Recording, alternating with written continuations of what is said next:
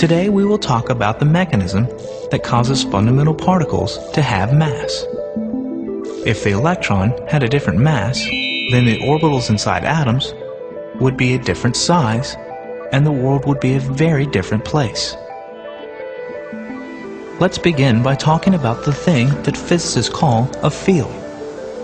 The need often arises to describe something that can have a different value at every point in space, like the air temperature, or like the wind velocity, or like the strength and direction of some force, such as the Earth's magnetic field. There are only 4 forces that we know of, and they are all described by fields that give their strength and direction at every point in space.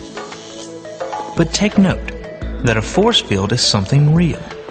It is not just a number for every point in space. It has a physical reality. As John Archibald Wheeler said, it occupies space. It contains energy. Its presence eliminates the true vacuum. And in the words of Feynman, the field creates a condition in space. In classical physics, these fields were often thought of as continuous, smoothly changing entities. But quantum mechanics rejects the notion of continuous, and so fields become distributions of tiny field particles.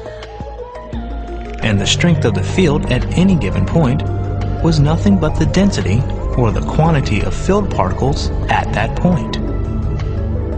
These particles are called virtual particles because they violate the conservation of energy rule for extremely short times in order to exist. They exist because of energy fluctuations allowed by Heisenberg's uncertainty principle, but they must disappear quickly because of the same principle.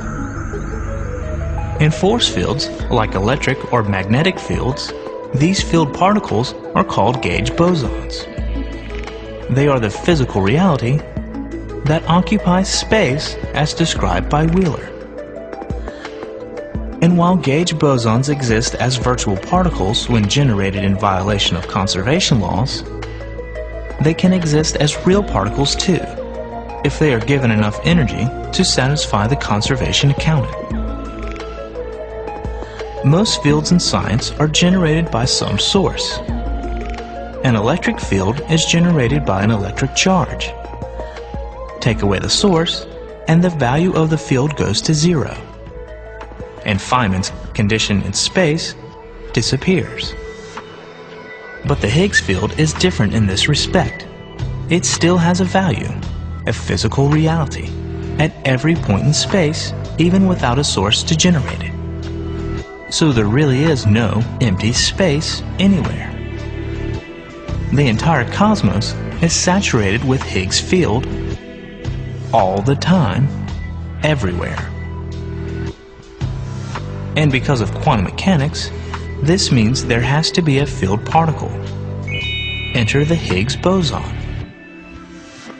Virtual Higgs bosons are the quanta of the Higgs field, and they interact with all particles except the photon, the graviton, and the gluons. The interaction between the Higgs boson and each particle is directly related to the rest mass of that particle. Since the top quark has the highest rest mass, it also has the strongest interaction with the Higgs. The electron is 300,000 times less mass than the top quark, so its Higgs interaction is much smaller. And the almost massless neutrino has only a tiny interaction. Since the Higgs permeates all space, any particle that interacts with the Higgs interacts with it all the time and everywhere. The Higgs particle acts like sticky bits that put a drag on other particles, and it is this drag that we detect as rest mass. In order to detect a Higgs boson in the laboratory, we must create a real one instead of a virtual one. We do this by slamming particles and antiparticles together to create fireballs of terrific energy. And out of this fireball, we look for decay products that indicate that we created a Higgs boson. There may be as many as 5 Higgs fields, each with its own boson. And hopefully in the next year or so, we will discover how many and how massive they really are.